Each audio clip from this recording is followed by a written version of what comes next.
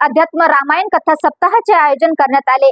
लोणार तालुक्यातील किनगाव जट्टू येथे इसवी सन 1717 सालामध्ये रघुजी भोसले यांनी श्रीराम मूर्ती स्थापन करून मंदिराचे बांधकाम केले। तेव्हापासून या गावामध्ये जन्मोत्सव परंपरा चालू आहे। तेथील पंचक्रोशीतील भाविकांसाठी हा आनंद उत्सव असून गुढीपाडवा ते रामनवमी या कार्यकाळात विविध धार्मिक उत्सव साजरे केले जातात। यात श्रीमद अध्यात्म रामायण कथा सप्ताहाचे आयोजन करण्यात येते। त्याचबरोबर दररोज श्रीची पूजा, रुद्राभिषेक, उपासना, भजन कीर्तन यांचा समावेश असतो। गेल्या 300 वर्षापासून परिसरातील भाविक ही परंपरा श्रद्धेने अखंडपणे जपतात। जन्म उत्सवाच्या दिवशी गावातील नागरिक व्यवसाय नोकरी निमित्त बाहेर असतात। असे सर्व नागरिक राम जन्म साजरा करण्यासाठी गावी येत असतात। येथील श्रीराम मंदिरात ठीक दुपारी 12 वाजता श्रीराम प्रभू यांच्या गजरात गुलाल उधळून फटाक्याची आकाशबाजी करत जन्मोत्सव साजरा करण्यात आला।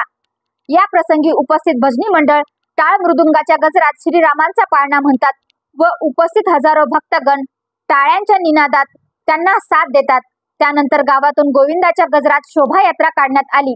या प्रसंगी हजारो भाविकांनी महाप्रसादाचा लाभ घेतला व रात्री विविध देवी देवतांचे सोंग लक्षवेधी असतात।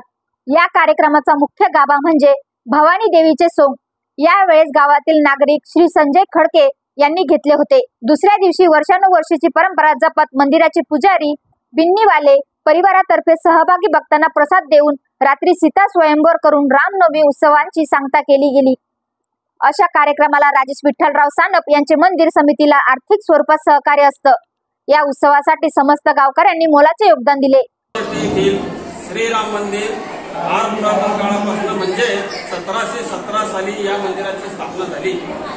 स्थापनेनंतर कालांतराने मंदिराचा जीर्णोद्धार श्री राजेश सानप यांनी फार मोठ्या प्रमाणात केला। चैत्र शुद्ध प्रतिपदा ते रामनवमी या काळामध्ये दररोज भगवंताची सकाळ संध्याकाळ आरती होते, पंचपदी होती, भजन होतं।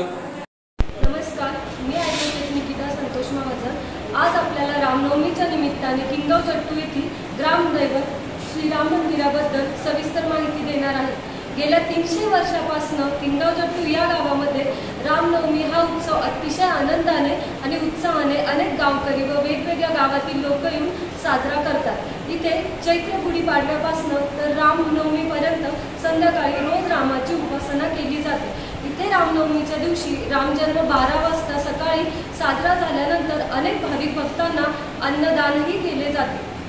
अशा प्रकारे ह्याच दिवशी रात्री अनेक झाक्या सुद्धा किनगाव जट्टू येथे निघतात आणि तिथे सगळ्यात शेवटचं म्हणजे देवीचं जे झाकी असते तेथे ती अतिशय रमणीय व प्रसन्न वातावरण निर्माण करणारी असते।